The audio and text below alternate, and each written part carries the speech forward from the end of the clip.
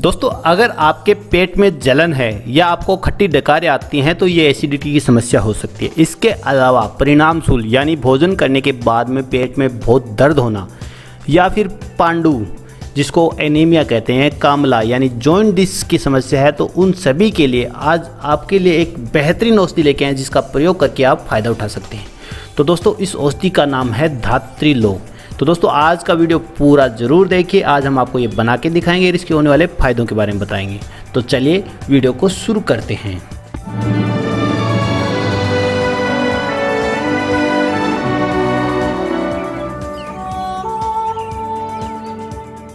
नमस्कार दोस्तों, एके आयुर्वेदा में आपका स्वागत है। दोस्तों आज के वीडियो में हम आपको धात्री लो बना के दिखाएंगे और उसके होने वाले फ़ायदों के बारे में बताएंगे। दोस्तों धात्री लो बनाने के लिए मात्र 4 औषधियों की आवश्यकता होती है: आंवला, लौबसम, मधुएष्टि और गिलोय। दोस्तों सबसे पहले आपको बता देना चाहता हूं कि अभी तक आपने हमारे चैनल को सब्सक्राइब नहीं किया तो नीचे दिए गए लाल बटन को दबा के सब्सक्राइब कर लीजिए और बेल आइकन को प्रेस कर दीजिए ताकि हर वीडियो का नोटिफिकेशन आपके पास पहुँच जाए। चलिए दोस्तों आपको इन औषधियों के बारे में एक एक करके बताता हूँ। पहली औषधि है हमारी आंवला, जिसे आमल की कहा जाता है। संस्कृत में इसे धात्री भी कहते हैं, इसीलिए इस औषधि का नाम धात्री लो रखा गया है। तो दोस्तों सबसे ज़्यादा मात्रा इसमें आंवले की होती है। उसके बाद इसमें डाली जाती है लौबसम। लौबसम आप किसी भी अच्छी कंपनी का प्रयोग कर सकते हैं, तो किसी भी कंपनी का लेके लौबसम आप इसमें प्रयोग कर लें। अगली औषधि है हमारी मुलेठी, जिसे यष्टि मधुएष्टि नाम से भी जाना जाता है। इस औषधि का प्रयोग इसमें किया जाता है। यह मधु रस वाली एक बहुत ही बेहतरीन औषधि है, तो दोस्तों इसका भी इसमें प्रयोग किया जाता है। अगली औषधि है हमारी गिलोय, जिसे गुडुचि, अमृता, गिलोय, टिनोस्पोरा कार्डिफोलिया नाम से भी जाना जाता है। ये चक्र लक्षणी का नाम से भी जाने जाती है। इस औषधि का काढ़ा इसमें प्रयोग किया जाता है। तो कुल मिला के ये 4 औषधियाँ हमें लेनी होती हैं। दोस्तों अगर इसकी मात्रा की बात करें तो अगर आप आमल की चूर्ण यानी आंवले का चूर्ण 100 ग्राम लेते हैं तो लौबसम आपको लेना होता है 50 ग्राम और मधुएष्टि लेनी होती है 25 ग्राम। इसके अलावा जो गिलोय है जिसका काढ़ा में प्रयोग करना है तो 100 ग्राम गिलोय को लेके आप इसका काढ़ा बना सकते हैं। काढ़ा बनाने के लिए आपको सिंपली 16 गुना पानी लेना होता है। दोस्तों धात्री लो पेट दर्द, अपचन, एसिडिटी, पित्त विकार और शरीर में जलन की समस्या के लिए बहुत ही अच्छी औषधि है। इसके अलावा खट्टी डकारें आना या पित्त के कारण होने वाली सभी समस्याओं के लिए बहुत ही बेहतरीन औषधि है, क्योंकि दोस्तों इसमें आंवला और मुलेठी जैसी बेहतरीन औषधि होती हैं। तो गिलोय का काढ़ा बनाने के लिए सबसे पहले आपको 100 ग्राम गिलोय का क्वाथ लेना होता है, यानी गिलोय को यवकूट कर लें और फिर उसके अंदर 1600 ml पानी यानी 16 गुना पानी लीजिए। उस पानी में इसको काढ़े को डालिए और फिर इसको अग्नि पे चढ़ा के और गर्म करेंगे। जब चौथाई भाग शेष रहे यानी 400 ml के आसपास पानी शेष रहे तब तक आपको इसको उबालना है। दोस्तों आप इसको इस तरह भी कर सकते हैं कि आप 8 गुना पानी लेके उबालिए और 200 ml तक पानी शेष है तब तक इसको उबालिए, तो ज़्यादा बेहतर रहता है। तो इस तरह से आप इसको उबाल लीजिए और जब इसका काढ़ा बन जाए उसके बाद इस काढ़े को आपको जो भावना हमें देनी होगी तीनों चीज़ों के चूर्ण में। दोस्तों धात्री लो एक आयुर्वेदिक दवा है जो कि बहुत ही बेहतरीन एक लो कल्प है, जिसका जो मुख्य घटक है वो आंवला और लौबसम है। ये शरीर में पित्त विकार, शरीर की जलन, खट्टी डकारें, अम्ल पित्त और एसिडिटी में बहुत अच्छा काम करता है।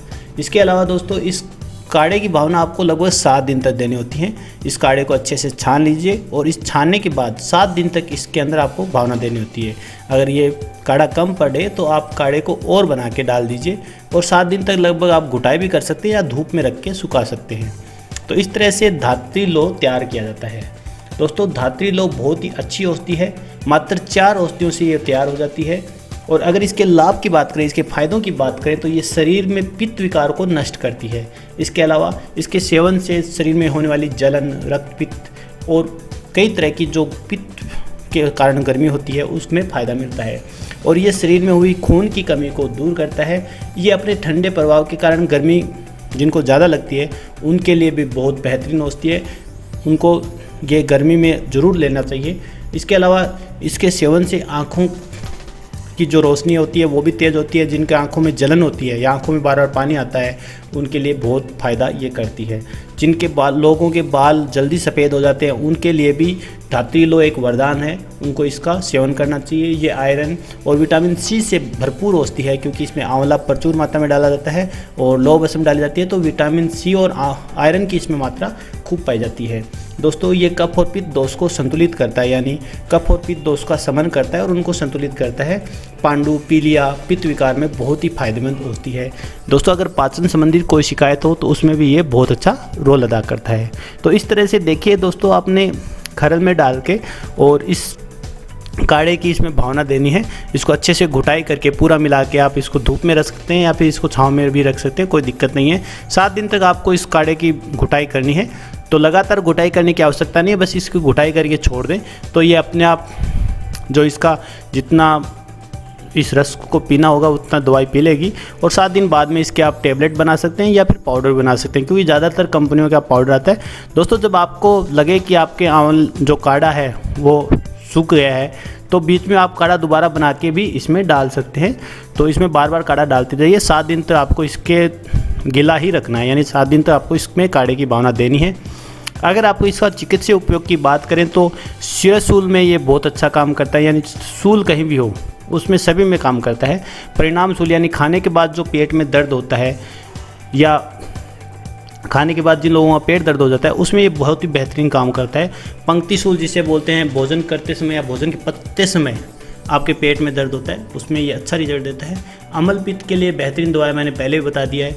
इसके अलावा अनाह यानी जो आपके यूरिन पास आउट में या स्टूल पास आउट में दिक्कत होती है उसमें भी शानदार रिजल्ट देता है। मंदाग्नि को ये दूर करता है और अजीर्ण, अपचन, गले में जलन और खट्टी डगारें, इन जैसी बीमारियों में ये रामबाण औषधि की तरह काम करता है। दोस्तों पांडु, कामला और नेत्र रोग में आप इसका प्रयोग कर सकते हैं। बालों के जल्दी सफ़ेद होना जिसे पालित्य रोग कहते हैं उसमें भी बहुत अच्छा रिजल्ट मिलता है।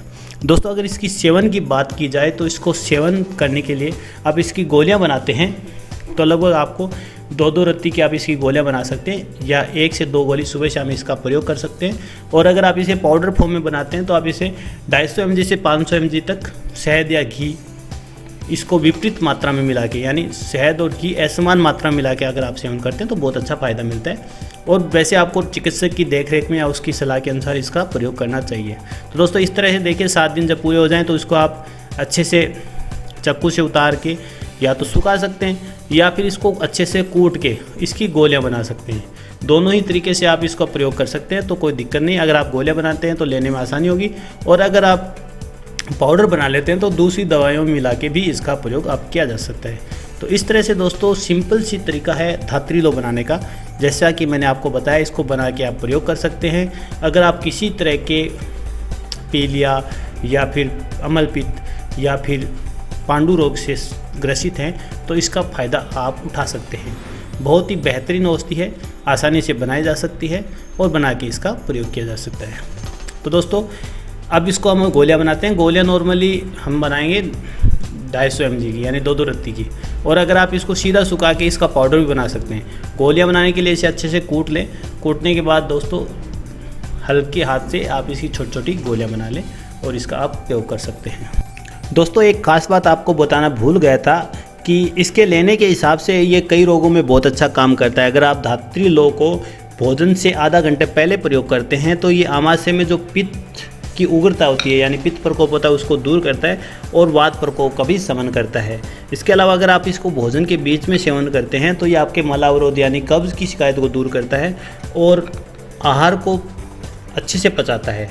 दाह और की समस्या भी शरीर में नहीं रहती है। इसके अलावा अगर आप इसको भोजन के अंत में प्रयोग करते हैं तो आपको उदरशूल और परिणामशूल में ये फ़ायदा देता है। इस तरह से अगर आप इसको किसी भी रूप में प्रयोग करेंगे तो ये आपको ज़रूर फ़ायदा करेगा। बहुत ही बेहतरीन औषधि है जिसको आप आसानी से बना के प्रयोग कर सकते हैं। तो दोस्तों आज का वीडियो आपको कैसा लगा कमेंट करके ज़रूर बताइएगा। अच्छा लगे तो लाइक और शेयर करना मत भूलिएगा। मिलते हैं अगले वीडियो में, तब तक के लिए नमस्कार। AK आयुर्वेदा आपके अच्छे स्वास्थ्य की कामना करता है। धन्यवाद।